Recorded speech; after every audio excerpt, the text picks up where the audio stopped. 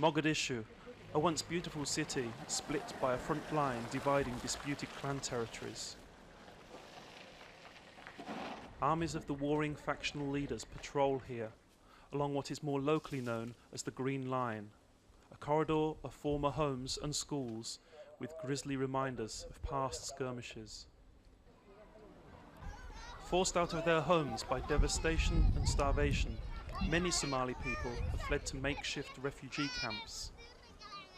The harsh reality is that with no ceasefire in sight, aid agencies are unlikely to intervene and conditions are likely to worsen. On almost every street, burnt-out tanks now provide million-dollar playgrounds, a poignant reminder of the failed US-led United Nations mission, Operation Restore Hope. Among those American forces was a young Marine, Hussein Adid. In what is a unique twist, he has now returned to Mogadishu as the successor to his late father, General Farah Adid, a staunch foe of the Americans. The late general was the self-elected president and leader of one of the more powerful factions. He died from injuries he received from fighting last week. The new president of the Republic of Somalia has announced the continuation of his father's policy of pacification. Disarming is part of this policy, and these soldiers are keen to do their job well. We're doing a good job. We are disarming the bandits. It's a big job. Killing those who disagree is also part of the policy. We have the authority. If we are ordered, we shoot. If we don't, we won't. We have the permission to kill. Back at the front line, battle-weary fighters hardly flinch as shots ring out. Others are more tense. Hopes of a ceasefire have been dashed by Hussein Adid's adherence to his late father's policies. Ali Mahdi, the North Mogadishu leader, saw pacification as a barrier to Somali reconciliation. We were negotiating with him for 5 years, and he never accepted what is the desire of the people. He never accepted. He is the man who wants only to have the power through the barrel of the gun. In agreement is faction leader Osman Artu, travelling here in protected convoy. He parted from the late General Adid's clan and left his post as finance minister last year. The reason we do have this built is Adid want to take Somalia, conquer Somalia by force. And that is creating another dictator. The government's response to such condemnation by one of its own was to avoid it. This is a family affair. We don't represent family affairs. I don't think it concerns the government. A sense of normality pervades this market. The goat sellers are finding the trade sluggish. The only real economic activity is that of the cat trade.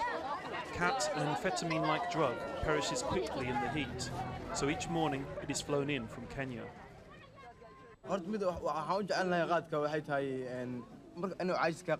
We like cat. It gets rid of fatigue and staves off nightmares. It also makes the work easier. It doesn't do you much good though. Cat may relieve the tedium of war and create trigger-happy fighters, but these young men are deadly serious in their struggle. I believe I will die when Allah my God decides. But if my people need me to defend them, I have no right to be afraid of dying.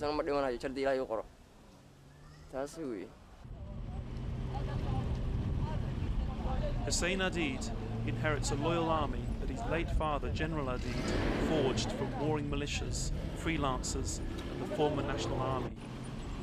They are paid to carry a gun and put aside clan differences.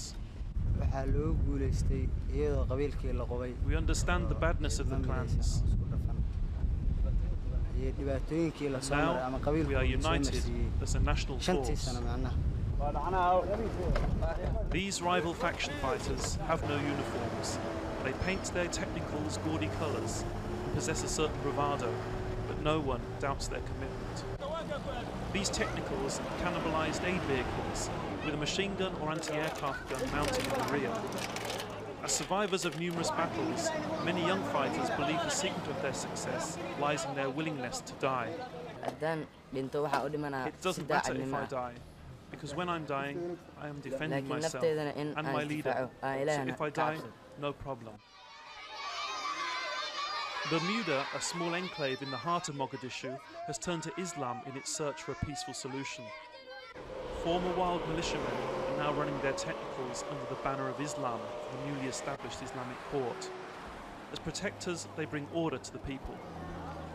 marka hore dad It's amazing. burcad oo guryaha Before, islaamad they were dhacay oo robbers waxay breaking into dhaafay Muslim jirin homes. haddana waa dad Now they're caadi normal ahoo people who kitaabka believe ilaahay in the aaminsan Quran. islaan ino Elman, a peace campaigner, sought a different solution to the peace problem. We want to make revolution with the sports because no one can stop the sports. Elman took young fighters under his wing and by teaching them football, reformed them. Last 5 years, we are see only the clan leaders. They get a lot of opportunity. The clan leaders and the warlords, the gunman. But today, we are celebrating. We have no gun. In Mogadishu's highly volatile and unstable conflict, there is no place for such celebrations. Last month, Elman was killed. Osman Arto and Ali Mahdi see reconciliation and negotiation as the only way forward to a peaceful end to the conflict. Most of the clans of most of the Somali people are one side, and for reconciliation conference, and they are for having a central authority. Our intention is to reach ultimately the goal of the Somali nation peacefully. But I am sure what we are trying to do now is to create Somali nation, and to create Somali nation we need a multi-clan forces, militias, to get together, and that symbolizes the starts of the Somali nation. Osman Arto's advice last year to the late General Adid could be just as applicable to the young Hussein Adid today. Renounce what he so-called government, renounce all the violence, and join the peace process.